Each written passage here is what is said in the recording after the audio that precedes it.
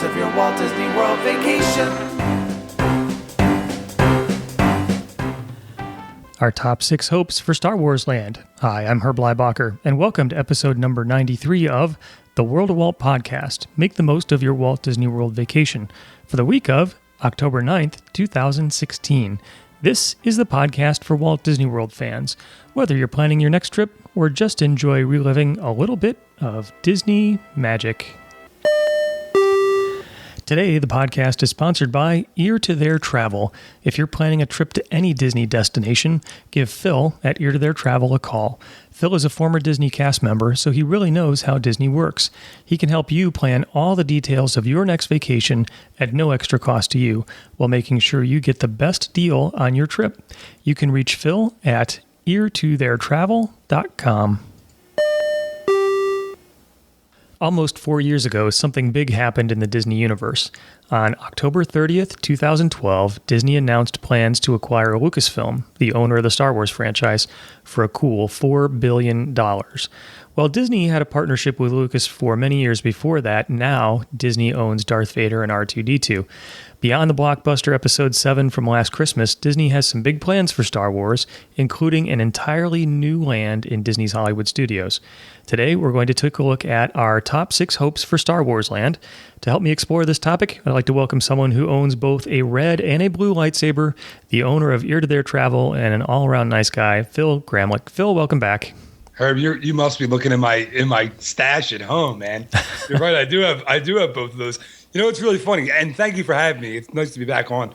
But you know, what's really funny is when I ran the Star Wars Dark Side Half Marathon last year, I got to the expo to pick up my race packet, and there was this huge wall of lightsabers, and I wasn't dressing like a character, but I did have a cool like Darth Vader Star Wars shirt to wear and a hat. And I saw the red lightsaber. I'm like, I got to get it. Like, definitely have to buy one. Yeah. And the line was so long that I didn't get one. I should have. I didn't run with a lightsaber, but I should have. That's something that'd be a lot to carry along a marathon. And people do, though. You had to see some of that. I saw somebody dressed up like a TIE fighter. Like, literally had like the old school like sandwich board kind of thing that you put over your shoulders. Yeah. It was like that, but it was a TIE fighter on either side. Wow. It was huge. Wow. Yeah, so people are committed, man. They get really, really into the Star Wars stuff. Do you think he trained at home with that, running through his neighborhood with that sandwich board on? Wouldn't that be great? Wouldn't that be awesome? You know what's crazy, too? I'm sorry, I'm going to go completely off the rails here already, but a couple years ago, I did the Walt Disney World Marathon, and there was a guy who ran the entire race. He was dressed as Dick Van Dyke's character, Bert, from Mary Poppins. He ran the whole race with a tuba. Like a tuba that he played as like he'd be running and he would play the tuba. It was insane. He did the marathon with a tuba? Yeah. Wow. Crazy. It might have been the half. Don't quote me on that. It might have been the half. Yeah. But it was one of the two. And he wasn't slow. Like I remember passing him a few times along the course and then he would pass me. And I'm like, this guy's running with a tuba and he's passing me. There's something wrong. Anyway, sorry to take that off the rails. We didn't get going yet. He gets bonus points for both creativity and endurance. That's pretty amazing. Yeah, really. It's awesome. All right. Well, before we get back to Star Wars, the warm-up question for today is, what is your favorite buffet at Walt Disney World? All right. Can I give you 2 or do I have to give you 1? Oh, Phil, come on. Yeah, you can give 2. That's fine. All right. Quickly, my second favorite is the Tusker House. Breakfast with Donald, like Safari Donald and stuff over in Animal Kingdom. I just love that because my kids love it and it's a lot of fun. But my favorite buffet is 1900 Park Fair for dinner and it's not even about the food. The food is good there. I often tell my clients to pick this one over Cinderella's Royal Table simply because of the cost, because you save a lot of money if you go with 1900 Park Fair over Cinderella's Royal Table. It is a buffet. The food is very good, but the character interaction is what makes it, because it's Cinderella, Lady Tremaine, the Wicked Stepsisters, and Prince Charming. And I'll tell you what, for my money, the interaction with those characters is one of the best character interactions anywhere in Walt Disney World. I love it. My kids love it. My kids love like getting like joked with and people who are sarcastic. So the sisters are awesome. And Lady Tremaine is just evil.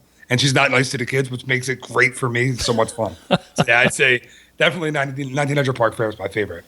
And if you go there, hope that you have a view of a table with a 9-year-old boy, because the two evil stepsisters will set him up for a big smooch. And every kid I've seen who has had that done has turned red and then smiled, and then the table cracks up, and it's hilarious. I hope they still do that because it's a lot of fun. Yeah, they do. They do it, and then the kid wipes his face off for like 20 minutes after they walk away. Yes, because he's got these 2 big lip prints on his cheeks. Yep. Yeah, that's awesome.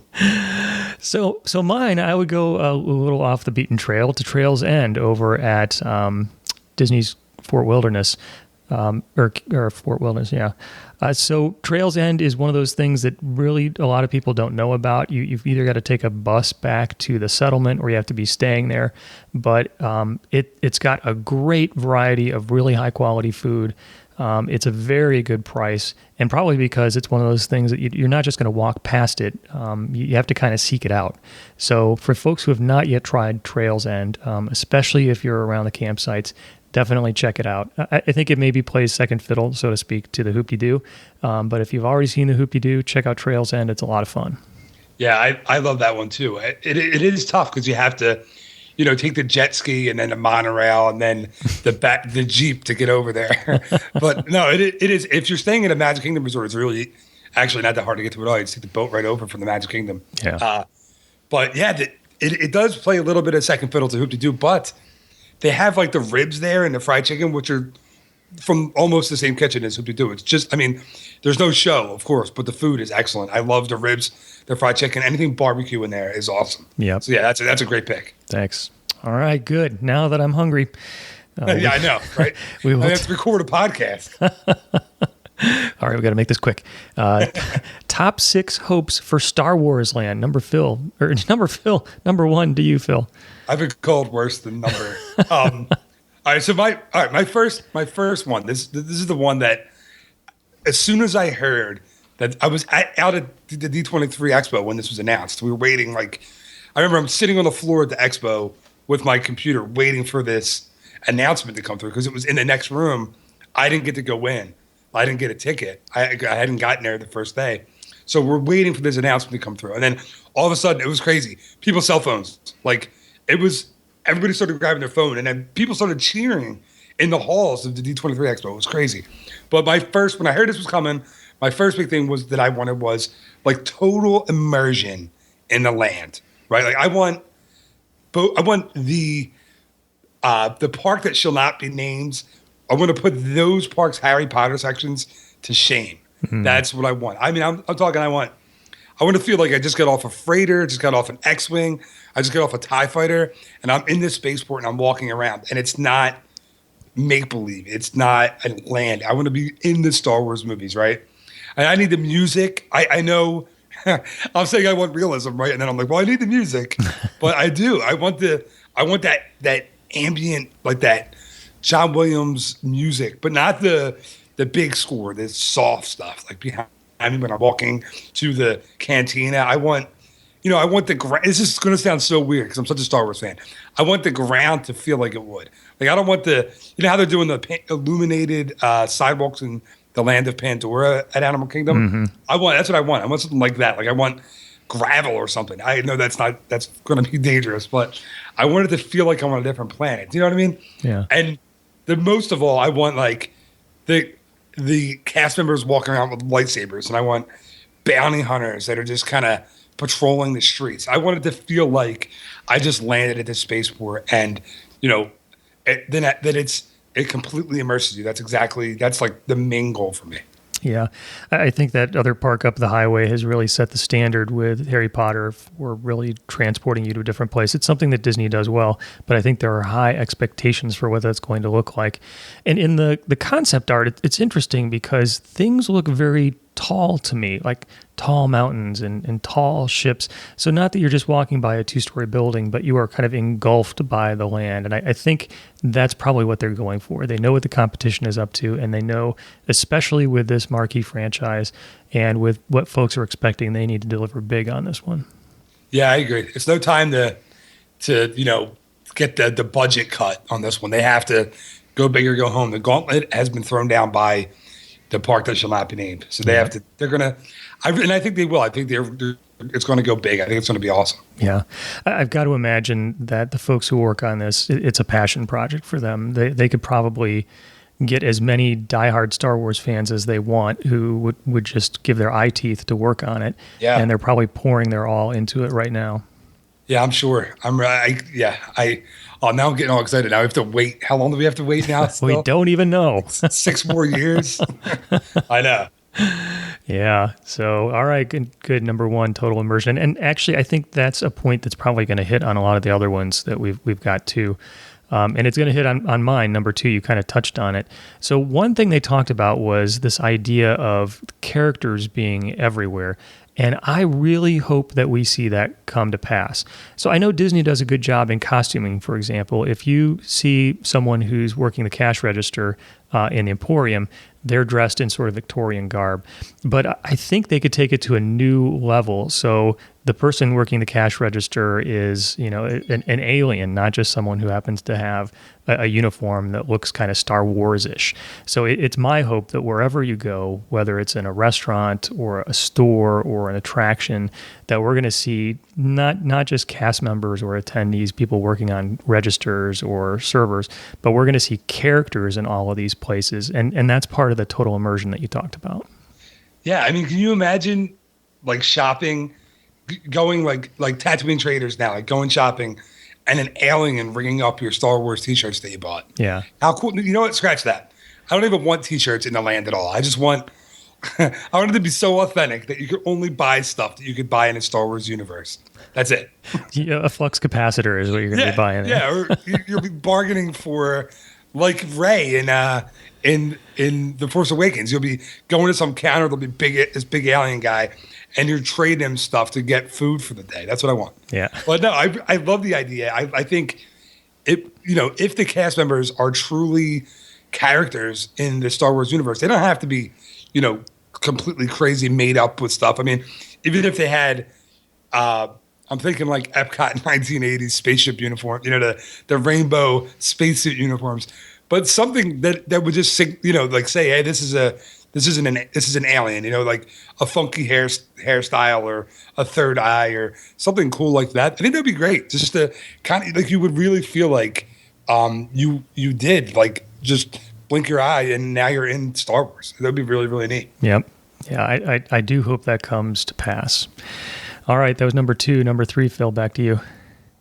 All right, so I know that they said that Disney, when they announced it, said that it's not the land isn't going to be something from the original movies. It's not going to be Endor. It's not going to be the Death Star or Tatooine. But I understand that it doesn't look like any of those from the concept art that we've seen. But I hope that they have little locations, little nods to the original movies in the land. I think they have to almost because, there's the rumor is there's a Millennium Falcon. Well, not a rumor. That's pretty much confirmed now. There's going to be a Millennium Falcon attraction. So there's one that we can count on. But, I want more stuff. Like Star Wars came out before I was born, the original Star Wars. But I had all three movies on VHS growing up. And right now somebody's listening and going, what is a VHS? I don't know what that is. But I had them on VHS. I wore those tapes out when I was a kid. So I kind of want, I want to be able to experience some of that in the new land. And then, like, come on, how cool would it be to have a Death Star restaurant? Like, you sit down and it's like, the metal and there's stormtroopers walking by. And I think that would be awesome. So that's one thing that I really, really hope they include is just some, like, touches that, bring back the original movies. Yeah, I think that's a good point. One of the things that I've heard said, and I agree, that really made Star Wars different is it looks like it'd been around for a long time. There's stuff in the corners. There are Mars on the sides of the ship. And I think that's the detailing that Disney's really good at. It's putting those little small things in there that transport you to that different time or place, like the total immersion that you mentioned. And I've got to think that they are sitting there in the conference rooms in Glendale, just watching those films over and over again to see how can we get this detail in here? How can we make you feel like you're in this spot?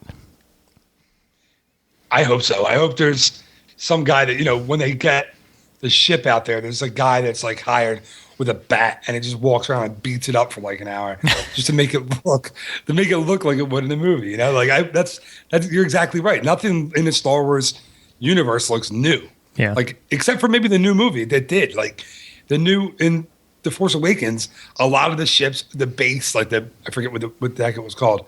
What the heck was, I forget the name of it, but that was brand new, and of course they destroyed it. Spoiler alert if you didn't see it, but you're right about that. That's exactly. I didn't even think that was a big part of it. Is everything needs to look like it kind of fits, like it's been there before. You're right. That's very cool. Yeah. Good. All right. Number 3, nods to the original movies. So number 4 is back over to me. What I'm hoping for, and we may get it, I don't know, is what I'm going to call a breakout e-ticket attraction. So Disney does a good job on their attractions. The Seven Dwarfs Mine Train is great. But it's been a little while since, in my opinion, we've had something that's truly a breakout. So in my mind, Soarin' was a breakout. It was a completely new type of ride system, a vastly different experience. And even today is still a wow kind of attraction. The Tower of Terror was a different type of attraction, a breakout attraction, an elevator that went up and then goes forward. No one had ever thought about that. No one had ever seen that before. And so while dark rides in an Omnimover or roller coasters are great, and I think they'll do a good job, I am truly hoping for something that is breakout different, that breaks the mold, that is something we have never seen before and is applied to the Star Wars universe. That's a great point. I really hope so too. And you're right. The ones that you mentioned, Tower of Terror, I forget now. I can't remember what else you mentioned, but like they were different. They had never been done before. Something like that. Soarin'. Again, there was a completely new ride system that Disney came up with and invented. And this is one thing that I really hope they don't do is go the Shanghai route. Like, listen, Shanghai looks like a beautiful park. It looks amazing. One thing that I've noticed in looking at the YouTube videos of the attractions, and I haven't experienced them firsthand, so I can't really say with absolute certainty, but it looks like a lot of it is screen effects, like 3D screens you drive through. It's not a whole lot of the old-fashioned special effects, real movement, real huge set pieces. And I'm hoping that's not what we get with Star Wars Land. You're exactly right. I want something unique, something that's never been done before. And I hope it's not, all right, you're on the Millennium Falcon, but you're sitting in a chair that spins around and there's different screens you're looking at. I think that's going to leave a lot of Disney people like you and me upset if that happens. Yeah. And I completely understand why they do that. So, I mean, you can create anything on the screen and it doesn't have to cost $1 billion. Well, it might, but it doesn't have to. Right.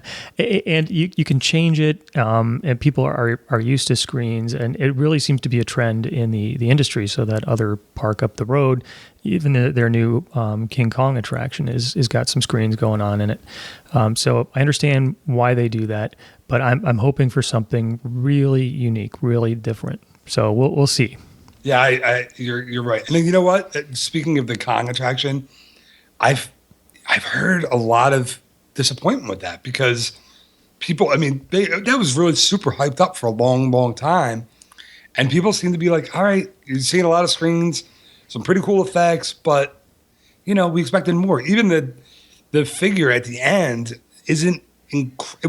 I think it's less impressive than the original King Kong figure they had. So, I just hope we get. And this is me, right? Spending Disney's money. I'm like, yeah, we better get something better than that. But I feel like we, listen, we deserve it. We're Disney fans. We're crazy. We deserve something like that. So we always want something more. Exactly. All right, that was number 4, a breakout e-ticket attraction. Number 5, Phil, is to you. Okay, so this one actually kind of goes to a couple of the other ones we already mentioned too. But what they were testing in Disneyland, I've seen YouTube videos again of this, are the free roaming droids, and I can't imagine they created that technology and that idea only to use in the Star Wars launch bay areas. I think that's something that they're thinking about putting in the lands. They're going to have these free roaming, whether they're on wheels or they're like humanoid types of droids roaming around, doing things in the land. I hope, really, really hope we get something like that. I can't, I don't know how they're controlled. I don't know if it's a remote control. I don't know if it's like a Roomba where it just kind of drives around till it hits something. I don't know. But by the way, did you ever use a Roomba? I had one in my house when we first moved in. Those things are awesome. Oh, yeah. I've got one too. Oh, my God. They're awesome. Yep. And you can set up like the sensors. That's what I imagine the droid in Star Wars would be. Like, you have a sensor that can't leave the land, but it walks around. I kind of want a droid. I want to be like in the lobby of the cantina, and I want a droid to come up to me and take my like drink order, and then it goes back to the kitchen, comes back with like my blue milk, and then I can scan my magic band on its head and get, pay for it. Yeah. Wouldn't that be cool? That would be cool. That's kind of what I want. And I know, listen, you and I, this is like, blue sky imagineering, pie in the sky kind of thing. But that's really what I want. Like, the little, in Star Wars, the original Star Wars, the little black remote control, like it's almost like a little remote control car that zips around on the floor, the Death Star. Yep. They can bring your appetizer to your table. That would be cool. But hopefully not too close to the floor. So. No, that's a good point. They would have to be a little taller, I guess. Yeah. But yeah, that's my hope. Free roaming droids. Mark it down, Disney, if you're listening. That's what we want.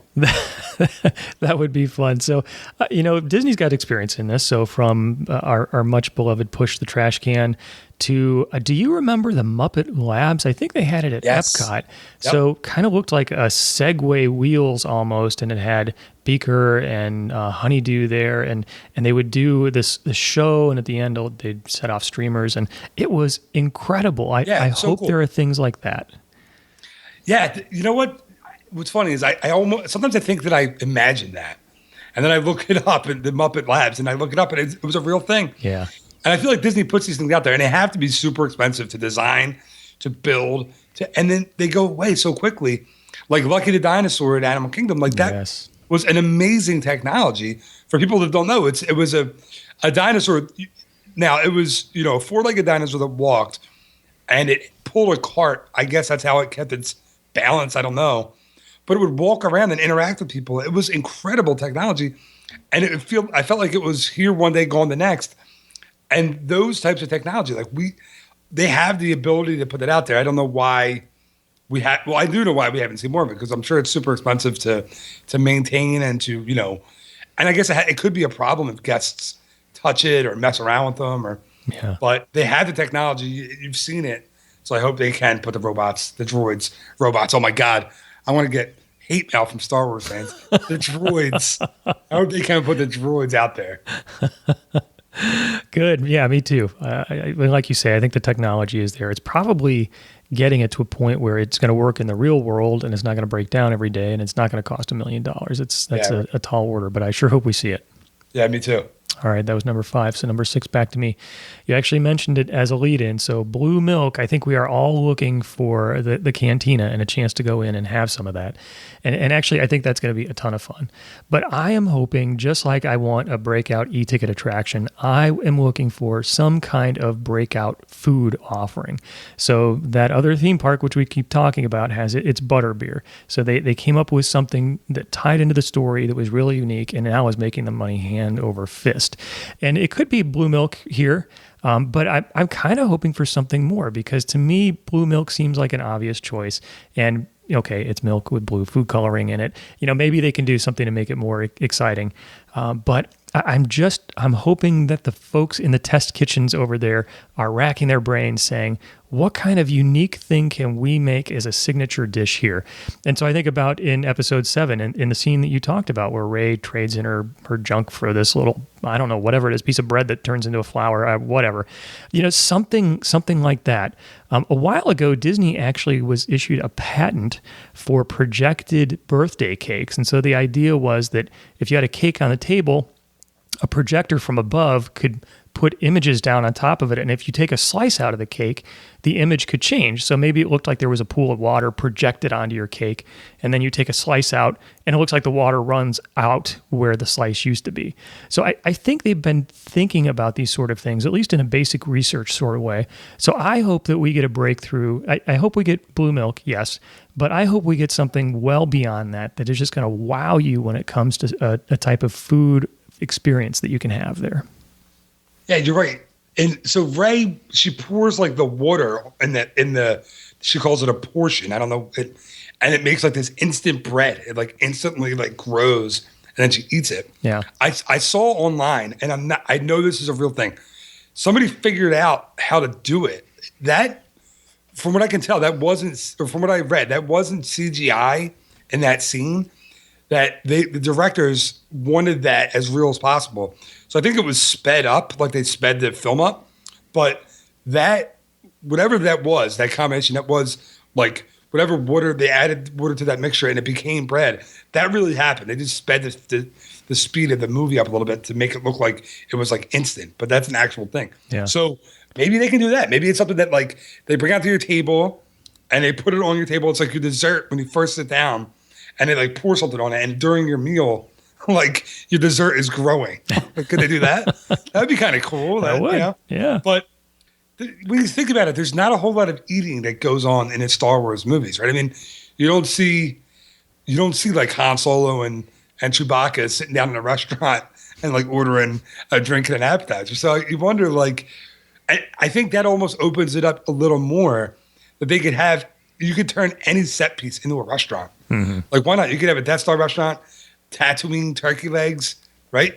What about, you could do, here's one. Those are Tauntaun turkey legs, aren't they? Right. So think about, okay, so they're getting pizza Rizzo in Hollywood Studios, and that, all I think of is the Muppets Take Manhattan when the rats work in the kitchen in the diner. Why not have, this is going to be impossible to do, but again, I'm thinking, pie in the sky here. A Wookiee restaurant where all the servers are Wookiees. And there's like, the Wookiee chef comes out to tell you about the meal, and all he does is like, rah, rah, explains it to you. And then they bring you your food. And you don't know what you're eating, but hey, that'd be a lot of fun. That would be a lot of fun. As long as he's got like a full body hairnet, I think. That would be a part of that restaurant. That would be great. And there could be, I mean, now we're opening ourselves up for all kinds of problems with food allergies, the Wookiees. Yeah, I don't know if that would work out, but that's something I could at least, look forward to. Yeah. So let it be known, I'm looking for blue milk, yes, but I'm looking for something beyond blue milk. So fingers crossed. Yeah. All right, top 6 hopes for Star Wars Land. Number 1, total immersion. Number 2, living characters everywhere. Number 3, nods to the originals. Number 4, a breakout e-ticket attraction. Number 5, free roaming droids. And number 6, some sort of food breakthrough. Phil, it was a fun list. Yeah, Herb, that was a lot of fun. Thank you again for having me on. These are, like, I know I might go over the top a little bit with some of these, but I have a lot of fun with it, and I hope people enjoy it because it's a lot of fun to do. Me too. And I couldn't tell at all that you were a Star Wars fan, are you? Yeah, right. I know. It's terrible. I don't want to turn my children into complete Star Wars nerds like me, but my oldest Alexa she has the actual like official Rey costume from The Force Awakens, and I think you've had the pictures on your site. Yeah. I took her to meet Kylo Ren and Chewbacca, and I mean, she's a princess girl, and she's a huge Minnie Mouse girl. But I think meeting Kylo Ren and meeting Chewbacca was like the highlight of our last trip for her, and she was wearing her Rey costume. So, yeah, my poor children, they're in trouble. That picture of your daughter with Kylo Ren is priceless. It is just amazing, the look on her face. Oh, thanks. Yeah, we have actually had that blown up, and we just moved into our new house a couple months ago. We have it hung up right when you walk in our door because we love it too. It's such a cool picture. Yeah, and I could kind of understand Kylo Ren is a little creepy in that meet and greet. They did such a great job with that, didn't they? Yeah. I just think that the way the way it's handled, the way it was cast, the character it's phenomenal. And when you go in, my wife was scared. Like, she ran. But we were, you know how he kind of follows you out the door as you walk out? Yeah. She looked over her shoulder because she felt someone there, and it was him. And I have the video, and she yells, "Oh my God, he's right behind me!" She's like, "What the?" It's great. They did a great job with it. Yeah, they did. They really did. All right, Phil. Thanks again for joining me. Hey, thank you, Herb. I had a lot of fun. Ladies and gentlemen, boys and girls, it's time once again for Stig and Oopla's Hyperspace Hoopla. Now, please welcome to the stage, Stig and Oopla. Hello, everybody! Let me hear ya! Yes, today we head out to the sounds of the hyperspace hoopla, and we have made it through the list of the top 6 hopes for Star Wars land, but our conversation isn't over. I'd love to hear what you think. Do you have something you'd like to add to the list? You can do that by visiting the show notes page at worldofwalt.com/93, a page that works nicely on tablets, smartphones, and desktops. I'd like to thank everyone who's been in touch with me and invite you to get in touch with me too. A great way to do that is by following me on Facebook. I'm at facebook.com/worldofwalt. If you like today's podcast, I would appreciate it if you would spread the word. Tell your family and your friends about it. To wrap up for today, as always, I would like to give you a heartfelt thank you for spending some of your time with me. I'd also like to thank everyone who visits the worldofwalt.com site, where you can read interesting Disney articles and chat with other folks who enjoy Disney. By listening here and by visiting the site, you allow me to share the fun of Disney with you, and that is pretty cool. Thank you so much for being a part of it. So, until next time, my friend, may God bless you. So there's a great, big, beautiful tomorrow shining at the end of every day. There's a great, big, beautiful tomorrow just a dream away.